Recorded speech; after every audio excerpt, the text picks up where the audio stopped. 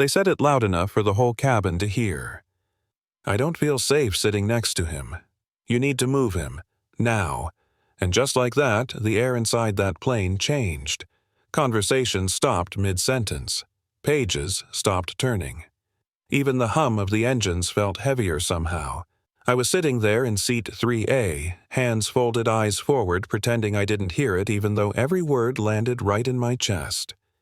You learn to do that after a while. You learn how to sit still when people decide they already know who you are. My name's Marcus Reed. At least that's what it says on the boarding pass. 49 years old. Former Army combat engineer. Bad back, bad knee. A head full of memories that don't ever really shut off. I'd saved for months to buy that ticket. Not because I wanted luxury, but because coach seats turned my spine into a knot of fire after about an hour. First class was the difference between walking off the plane like a human being or limping for days. That morning, all I wanted was to get home to Denver, hug my daughter, sleep in my own bed. That was it. The woman across the aisle seat 2C had other plans. Perfect hair, sharp blazer confidence that came from never being questioned in her life. She stood up, blocking the aisle like it belonged to her, and snapped her fingers at the flight attendant. "There's been a mistake," she said, pointing straight at me. "That man doesn't belong here." She didn't lower her voice. Didn't need to. People like her rarely do. The flight attendant, young maybe mid-20s, gave me a quick glance and forced a professional smile. "Sir is in the correct seat, ma'am." I checked his pass. That should have been the end of it. It never is. The woman laughed, sharp and cold. "You really think he paid for this? Look at him. He's probably using someone else's miles or worse. I'm not flying next to someone like that." I felt my jaw tighten. My old jacket suddenly felt heavier, like it was screaming all the things I wasn't saying. I kept my mouth shut. My dad used to tell me, pick your battles. Most days, that advice keeps you breathing. That day, it just made the silence louder. A phone camera popped up a few rows back, then another. I didn't turn around, but I could feel it. The world watching. "Ma'am," the attendant said, her voice shaky now. "Please lower your voice." The woman leaned in closer, like she wanted to make sure everyone heard her next words. "I don't feel safe.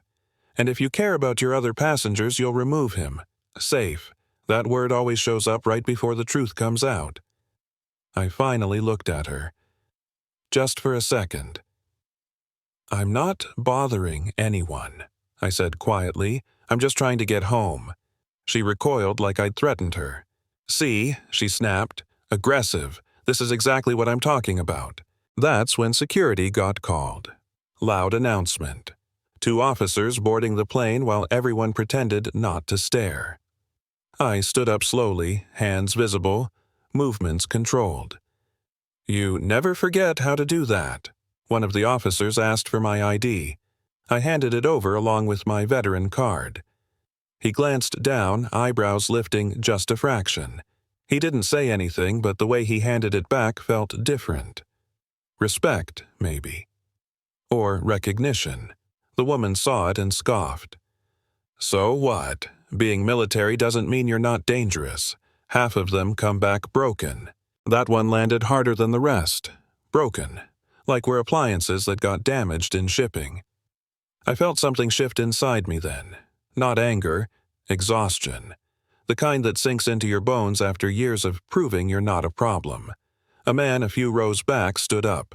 Said he'd witnessed the whole thing. Said I hadn't done a thing wrong. The woman rolled her eyes, crossed her arms. "Of course you'd defend him," she said. "People always do after something happens." And then the captain came out of the cockpit. Tall guy. Calm. Voice that carried without shouting. He took in the scene in seconds. Asked questions. Real ones. Where I was headed. What the issue was. The woman jumped in before anyone else could speak. "I want him removed. He's making me feel unsafe." The captain looked at me then, at the officer. "Is that accurate?" The officer shook his head. "No, sir. Passenger's been cooperative." The captain turned back to me. "Mind if I see your pass?" I handed it over. He read the name, then glanced at the veteran card. His expression changed. Subtle, but I saw it. "You served?" he asked. "Yes, sir." Where Mosul? Then Kandahar. He went very still. What year 19? The woman groaned loudly. Are we really doing this? This isn't a therapy session. The captain ignored her. Unit Y hesitated. 34th Engineers. He sucked in a breath. You wouldn't happen to remember a call sign? Echo 6. My heart skipped. Yeah, I said slowly. I coordinated that extraction. He stared at me like he'd seen a ghost. You're the reason my crew made it out alive. The cabin went dead silent. Even the woman stopped talking. The captain straightened and did something I didn't expect. He saluted me. Right there in the aisle, not for show, for truth. Phones went up everywhere, the woman's face drained of color.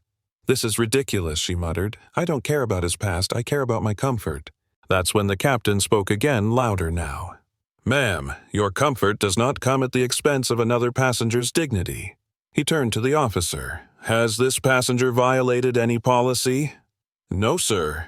The captain nodded, then pulled out his phone. I'm calling corporate, on speaker, in the cabin.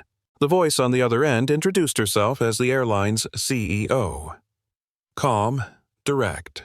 The captain explained what was happening, explained who I was. There was a pause. Then her voice came back steady as steel. She apologized to me, publicly. Then she addressed the woman by name. Your behavior violates our policy. Effective immediately, your membership is terminated. You are banned from flying with us. The woman laughed at first, then realized no one else was. You can't do that, she said, her voice cracking. I spend thousands with this airline, and today, the CEO replied, you spent your last dollar here. Security escorted her off the plane. Cameras caught every step. After that, everything felt quieter, softer. The captain shook my hand. The flight attendant handed me a bottle of water, eyes shining. A few passengers clapped. I didn't know what to do with that, so I just nodded. Sat back down, tried to breathe. We took off late. I didn't mind. Somewhere over the clouds, my phone buzzed with messages from people I hadn't talked to in years. Old unit buddies, my daughter, even strangers, all saying the same thing. Thank you for standing up. The captain stopped by once more. You okay? He asked. I smiled, tired but real. Yeah, I said. I think I am. Here's the thing. I didn't plan to stand up that day.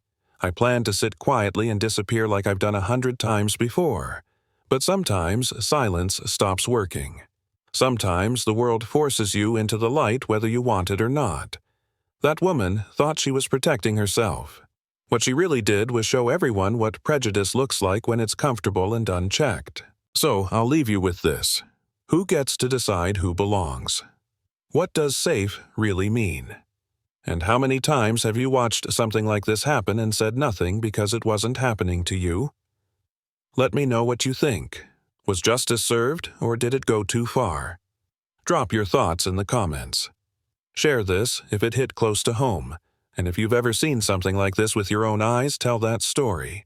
Because silence is easy, and dignity. Dignity takes courage.